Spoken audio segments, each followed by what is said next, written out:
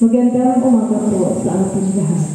Ang isang katiwala o pinagkakatiwalaan ay may katumbas na pagpapakumbaba, hindi duwag sa katotohanan, bagkus nagkakaroon ng matibay at kayapang pananampalataya sa Diyos na nagsuko. Sapagkat ang gumagawa ng tapat at walang alinlangan ay patuloy na pinapapala sa lahat ng bagay. Kaya sa ating naririto ngayon, tularan natin ang 72 manggagawa na sama-samang ibinahagi ang mabuting balita. Atin din pong isama sa ating mga panalangin sa umagang ito ang lahat ng mga magdiriwang at nagdiriwang ng kanilang kaarawan na sina Roselyn Sales, John Maynard Manalo, Manny Medina, Jason Bulan, Rihanna Grace Grawe, Pasencio Medina, Delna Ricanya, at Dustin Lai Rianzares. Magsitayo po ang lahat at ating pong awitin ang pangbungad na awit.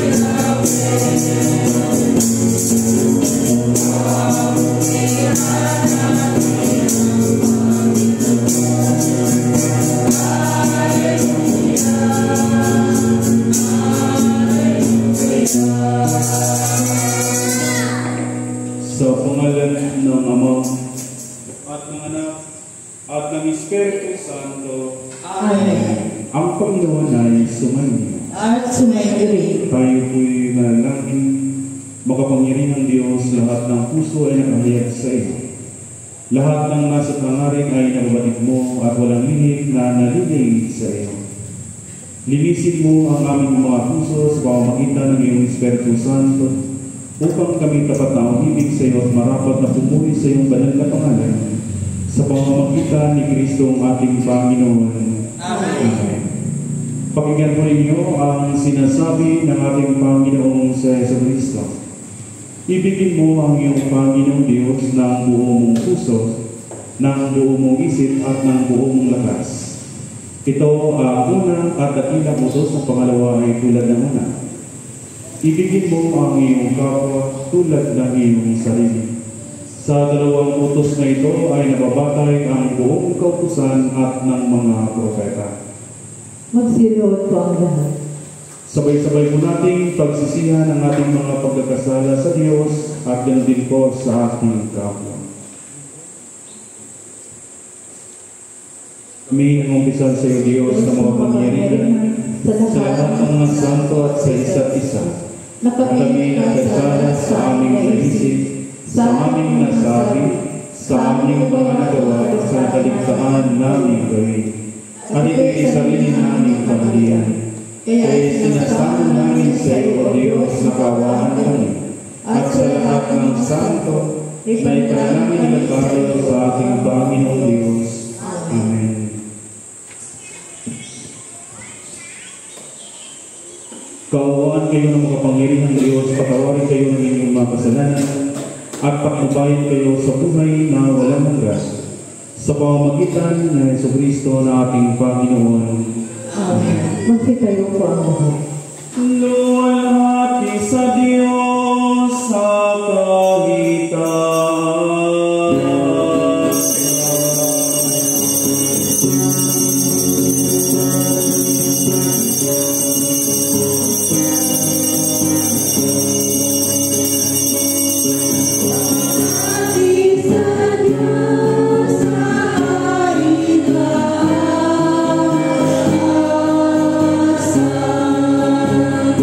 At sa lupa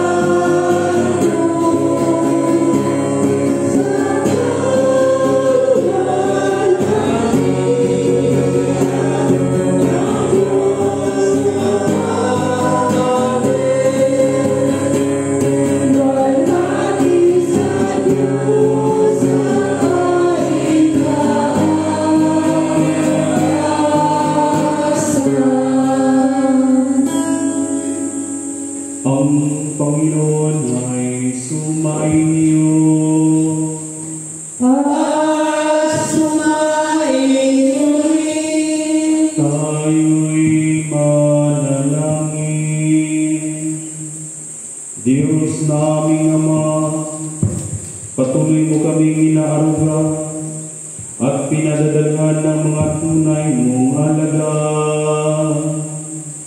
Makinig nawa kami sa kanilang mga ipinangaral na nakapagbibigay buhay na salita at isugo upang kamtan namin lahat sa lahat na nanalig sa iyo ang buhay na walang hanggan. Sa pamamagitan ng iyong anak na sa Jesucristong aming Panginoon, na nabubuhay at tagaharing kasama mo at ng Espiritu Santo, magpasawalang hanggan. Amen. Tayo manalangin, makapangyarihan ko lang ng Diyos. Kalugulo ko salamat sa aming katipunan ngayon na kung saan kami yung pinuspos ng iyong bawapalat biyaya upang isagawa itong pinakamataasan pasalamat sa iyo ang pagdiriwang itong banal na misa. Na narito ang iyong sambunan na nalangin at patuloy na pasalamat sa iyo. Nanaway pususin mo sila ng iyong bawapalat biyaya o Diyos at pagkalooban mo nawa sila ng iyong Espiritu Santo na maging gabay sa kanilang paglalakbay sa buhay na ito. Ganoon din po sa aming mga kapatid na ngayon ay nagpapasalamat para sa pagdiriwang ng kanilang mga karawan, lalo-lalo na kina Rosalyn Salas, John Maynard Manalo, Manny Medina, Jason Bola, Rihanna Grace Grabe, Pasensya Medina, Delna Ricania, at ganoon po kay Dustin Lay Rianzares, na nawa o Diyos patuloy mo nawa silang pagkalooban ng marami panawang kaarawan sa kanilang buhay. At ganoon po ang buhay na ipinagkaloob mo sa kanila, naway tulungan mo sila upang gamitin nila ito upang maipahayag ng iyong kadakilaan dito sa sanlibutan. Ganoon din po sa sponsor sa umagang ito, First Sunday Mass sponsor, na ito'y pinapangunahan sa pamilya ni na Konsehal Edgar Perlas, Dante Ricania, Maribek Gabonelas, Jaime Rianzares, Marjo Candelaria, Wilson Salodes, Marshall Salodes, Pasensya Medina, Florenio Salodes, Reste Candelaria, Patrocenia Ricania, Maricres Ariola, Narcisa Heronaga, Ronel Ricania, Gina Labusta, Flor de Lisa Salodes, Edwin Ricto, Alexander Salodes, Maribel Villavicencio, Wilma Candelaria, at yung din po kay Jeline Arizapa. Nanawa o Diyos, patuloy mo rin silang pagkalooban ng isang masaganang pamumuhay at naway sa pamamagitan nila ang iyong mabuting balita ay patuloy na may bahagi lalo na sa aming kapwa. At ang lahat ng ito ay sumagitan na sa Kristong aming Panginoon. Amen. Amen. Tayo manalangin o Diyos na puno ng awa sa aming din pong pagtitipon dito ngayon. Amin pong itinatulog sa iyong harapan na naway ang aming mga kapatid na may mga karamdaman, kaawaan mo sila at pagalingin mo sila mula sa kanilang karamdaman. Pagkalooban mo nawa sila ng malakas na kanilang pangangatawan at matibay na pananampalataya upang magiging sandata para malabanan ang mga pagsubok na ngayon ay kanilang kinakaharap. Lalo-lalo na sa aming mga kapatid na sina Mylene Villavicencio, Rodi Salodes, at din po sa ating kapatid na si Father Edwin Duto. At ang lahat ng ito is pumagitan ng Jesucristong aming Panginoon. Amen. Kaya manalangin o Diyos na walang hanggan sa pagpatuloy ko ng aming pagsasagawa ng pinakamataas ng pasalamat sa iyo. Inaalaala din po namin ang mga kaluluwa ng aming mga mahal sa buhay na lumisan na sa sanlibutan ito, na nawa o Diyos sa kanilang paglalakbay tungo sa kabilang buhay ay naway salubungin mo sila ng iyong mga anghel sa kalangitan at ituro sa kanila ang buhay na walang hanggan. Lalo-lalo na sa kaluluwa ni na Edgardo Medina, Isidora Regania, Modista Salodes, at din po sa kaluluwa ni Noro Nenito Pidilino. At ang lahat ng ito is mamagitan na sa Kristong aming Panginoon. Amen. Magsiupo po ang lahat at ating pakinggan ang mga pagbasa. Ang lakas ng pananalig at pananampalataya ay nagbubunga ng di matumbasang kaginhawahan sa buhay. Sapagkat kung ang buhay ay nananatili sa pagkukunwari, patuloy tayong mararanas ng sikhayo at di komportable pamumuhay. Ating pong pakinggan ang unang pagbasa.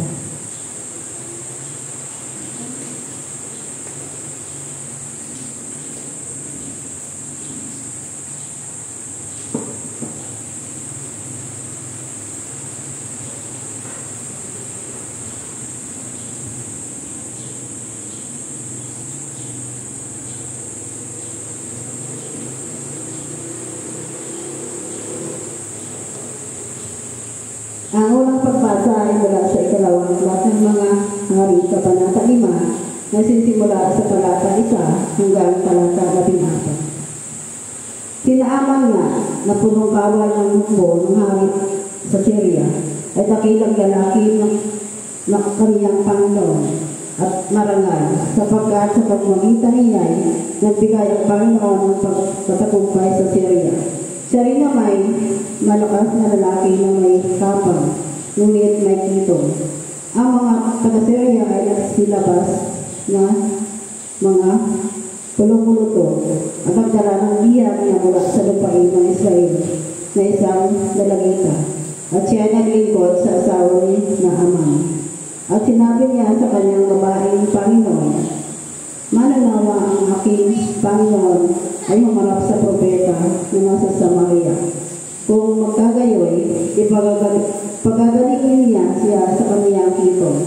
At pumasok ang isa at isinaysay sa kaniyang Panginoon na sinasabi, ganito ang sabi ng dalagita na nagmula sa lupain ng Israel. At sinabi ng hari sa Syria, yumaon ka, at ako'y mapapadala ng sulat sa hari sa Israel. At siya ay yumaon. At nagdala siya ng 10 talintong pila at 6,000 putol na ginto at 10 pakpalit na bihisa. At kanyang dinala ang sulat sa hari sa Israel. At sinasabi, at pagka dumating sa iyo ang sulat na ito, ay talastasin mo ng aking sinugot na sinaaman na aking lingkod sa iyo, upang iyong pagalingin siya sa kaniyang dito. At nangyari, nang mabasa ng hari ng Israel ang sulat na kaniyang hinapak ang kaniyang suot at nagsabi, ako ba'y Diyos upang bumatay at bumuhay na ang lalaki ito ay nagsubo sa akin? Upang pagkalingin ito sa kaniyang dito, ngunit talastasin mo. Isinasama ko sa iyo at tingnan mo kung paano siya ay tumahanap ng dahilan laban sa akin. At tagagayon nang mabalitaan Eliseo ay lalaki ng Diyos na hinapak ng hari sa Israel ang kaniyang suot, na siya ay nagsubo sa hari na nagsabi, bakit mo hinapak ang iyong mga kasuotan? Paparituhin mo siya sa akin at kanyang malalaman na may isang propeta sa Israel. Sa gayoy, naparoon si Naaman sa nadala ang kanyang mga kabayo at kanyang mga karo at tumayo sa pintuan ng bahay ni Eliseo. At si Eliseo ay nagsubo sa kanya na nagsasabi, ikaw ay yumaon at maligo sa Jordan na makapito. At ang iyong laman ay sasaugit sa iyo, at ikaw ay magiging malinis. Ngunit si Naaman ay nagigit at umalis, at nagsabi, narito, aking ina, akalang walang pagsalang lalabas niya ako, at tatayo, at tatawag sa pangalan ng Panginoon niyang Diyos. At pagalaw-galawin ang kanyang kamay sa kinaroon at napapawi ang kitong. Hindi ba ang napana at ang parpang ng mga ilog ng Damasco ay mainang kay sa lahat ng tubig sa Israel? Hindi ba ako parinigo sa mga iyon at maging malinis? Sa gayoy, pugihin siya at umalis sa pag-init. At ang kaniyang mga lingkod ay nagsilapit at nagsipagsalita sa kaniya at nagsabi, ama ko, kung ipinagawa sa iyo ng propeta ang anumang mahirap na bagay, hindi mo ba gagawin? Gano'n mga kung sasabihin niya sa iyo, ikaw ay maligo at maging malinis. Na magkagayoy, lumusog siya at sumugpong magkapito sa Jordan. Ayon sa sabi ng lalaki ng Diyos, at ang kaniyang laman ay sa uling gaya ng laman ng isang munting bata, at siya ay naging malinis. Ang salita ng Panginoon. Salamat sa Diyos.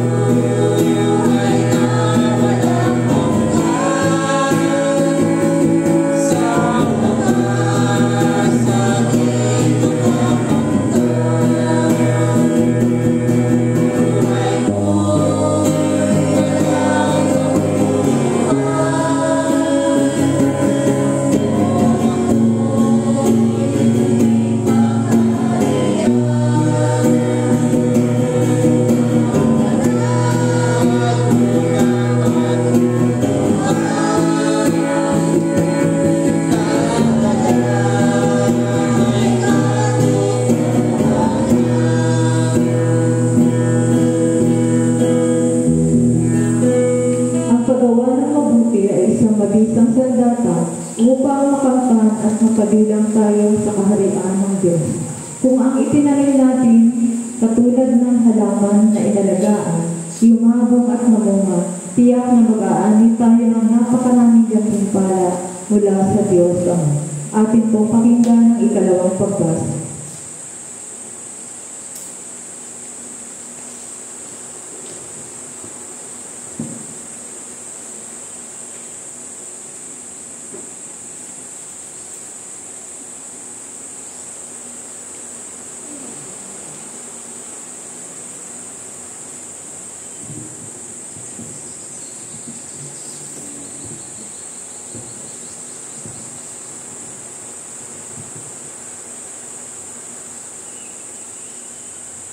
Ang ikalawang pagbasa ay mula sa sulat ni San Pablo sa mga taga-Galacia, Kabanata 6, nagsisimula sa talata 7 hanggang talata 16. Huwag kayong padayan sa Diyos ay hindi nagpabibiro, sapagkat ang lahat na inaasik ng tao ay siya namang aanihin niya.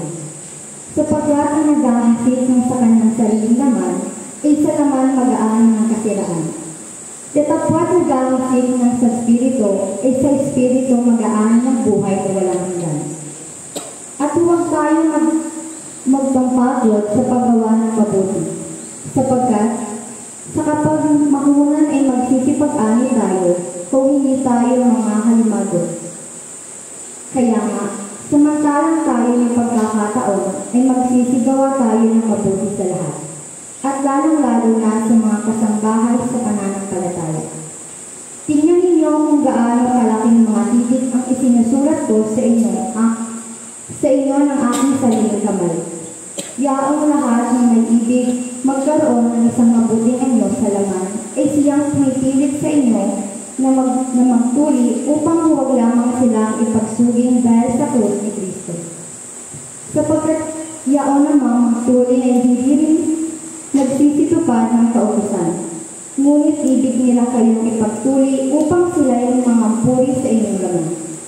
Datapwat malayo nawa sa akin ang pagmamapuri, at maliban na sa krus ng ating Panginoong Jesucristo, na sa pamamagitan ni Yaoy ang sanglibutan, inapako sa krus sa ganang akin, at ako'y sa sanglibutan.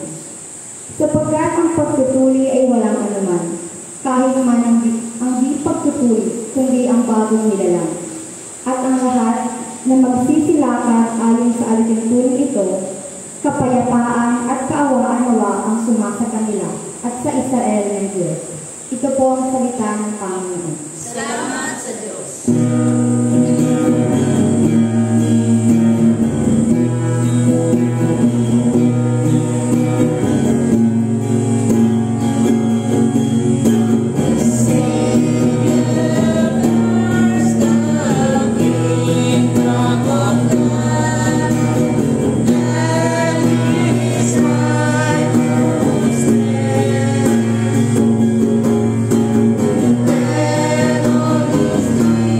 Shall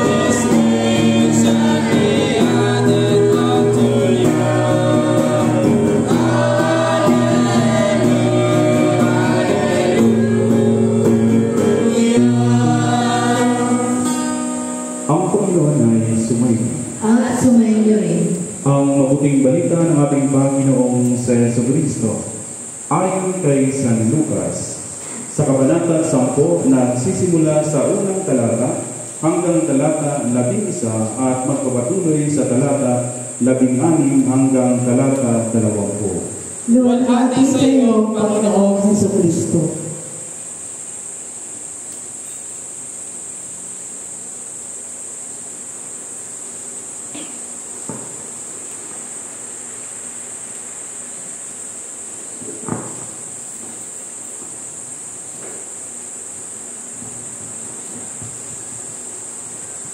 Pagkatapos ng mga bagay na ito, ang Panginoon ay humirang ng 72. Pinauna niya sila ng dala-dalawa sa bawat bayan at buok na patutunguhan niya. Sinabi niya sa kanila, "Sagana ang aanihin, ngunit kakaunti ang mga manggagawa.